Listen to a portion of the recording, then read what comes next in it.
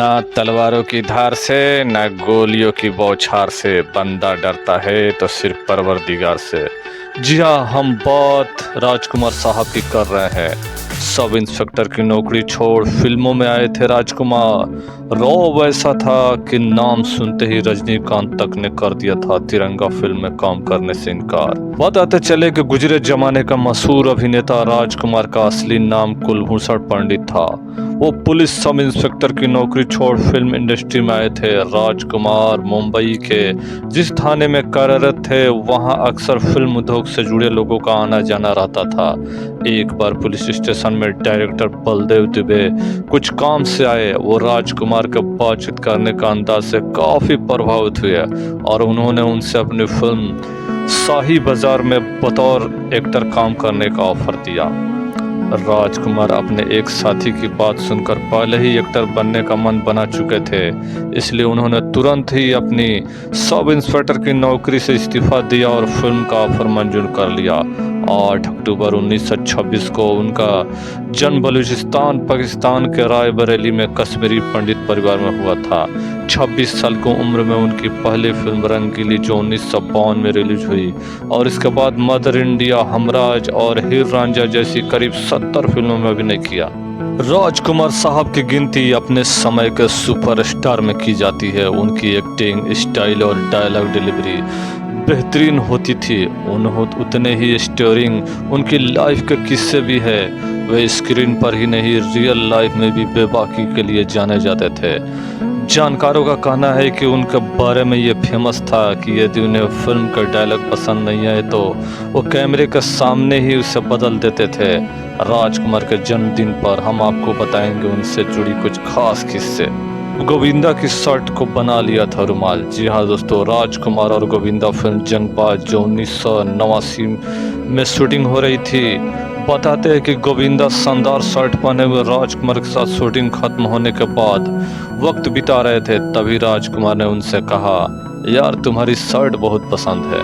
गोविंदा यह बात सुनकर बहुत खुश हो गए। उन्होंने तब राजकुमार से कहा, सर आपको यह शर्ट पसंद आ रही है तो आप रख लीजिए। राजकुमार ने उन्हें शर्ट ले ली। गोविंदा खुश हुए कि राजकुमार उनकी शर्ट पहनेंगे और उनकी पसंद की तारीफें करेंगे, लेकिन ऐसा नहीं हुआ। 2 दिन बाद सेट पर उन्होंने देखा कि राजकुमार के साथ काम करने से मना कर देते थे स्टार्स। जी हाँ, राजकुमार के खास दोस्त और उन्हें मरते दम तक जंगबाज और तिरंगा में डायरेक्टर कर चुके मेहुल कुमार ने एक इंटरव्यू में कहा था कि राजकुमार साहब के बारे में लोगों ने जितनी बातें आज तक बताई है, मेरे अनुसार वे सब केवल कहानियां हैं। ये बातें गढ़ने वाले उनके गहराइयों से पहचान ही नहीं थे। मेरे साथ उन्होंने 3 फिल्में की, लेकिन तिरंगा में उन्होंने जो जलवा दिखा उसकी बात ही अलग है। जब मैंने नाना पाटेकर और राज साहब के साथ तिरंगा स्टार्ट की थी तब इंडस्ट्री के 99% लोग बोल रहे थे कि मेहुल भाई तुमने तो ईस्ट और वेस्ट दोनों को साथ में साइन कर लिया है, पता नहीं सेट पर क्या होगा। तिरंगा में इन दोनों के साथ आने की कहानी भी खूब है। राज साहब के रोवेले अनुशासित व्यक्ति की वजह से कई एक्टर दूर हो जाते थे। इंस्पेक्टर शिवाजी राव वागले के रोल के लिए जिसको कहानी सुनाता था वही मना कर देता था। सबसे पहले नसरुद्दीन शाह के पास गया। उन्होंने कहा, मेहुल भाई आपके साथ मुझे कोई प्रॉब्लम नहीं, लेकिन राज साहब के साथ तो काम करने से रहा। फिर रजनीकांत से बात की। उन्होंने कहानी सुनने के बाद कहा कि अपने किरदार को मेरा ही असली नाम शिवराजी राव दे दिया है, लेकिन मेहुल जी मुझे एक ही प्रॉब्लम है, राज साहब के साथ कैसे काम कर पाऊंगा। कुछ सेट पर टेंशन हो गई, तब मैं क्या करूंगा, मुझे माफ़ कर दो। नाना को फ़ोन किया, तब उन्होंने यह कहते हुए मना कर दिया कि मैं कमर्शियल फिल्में नहीं करता हूँ। मैंने उन्हें जैसे तैसे राजी किया और राज साहब को फ़ोन करके बताया कि वागले फाइनल हो गया है। उन्होंने पूछा कौन कर रहा है, मैंने कहा नाना पाटेकर। वो कहने लगे, अरे मेहुल उसका दिमाग बहुत ख़राब रहता है, सुना है कि वो सेट पर गाली गलौज कर देता है। मैंने कहा राज साहब मैंने सारी चीज़ें क्लियर कर ली है, बस यह बोला है कि राज साहब सेट पर इंटरफेयर करेंगे तब मैं सेट छोड़कर चला जाऊंगा। राज साहब केवल एक शब्द में बोले, मेहुल।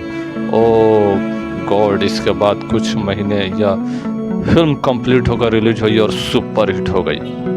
दोस्तों, यूँ तो राज साहब से जुड़ी बहुत सारे किस्से हैं, पर उनमें से एक दिलचस्प किस्सा है जो मैं आपके साथ शेयर कर रहा हूँ। वो अपने नाम की स्पेलिंग में आर के बाद डबल ए लिखते थे। एक फिल्म रिलीज पर थी, पर उसके बैनर में राजकुमार के नाम में डबल ए लगाना प्रोड्यूसर भूल गए। उन्होंने कहीं पढ़ लिया और अपने रोबीले अंदाज में प्रोड्यूसर को फ़ोन करके कहा, जैनी, तुमको मालूम नहीं कि हमारे नाम की स्पेलिंग में राजकुमार नहीं बल्कि राजकुमार लिखा जाता है।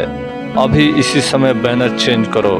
अपने नाम की तरह उन्हें हमेशा राजकुमार जैसी जिंदगी पसंद थी, लेकिन आखिरकार 1997 में राजकुमार सदा सदा के लिए हमसे दूर हो गए और चला गया एक राजकुमार चांद के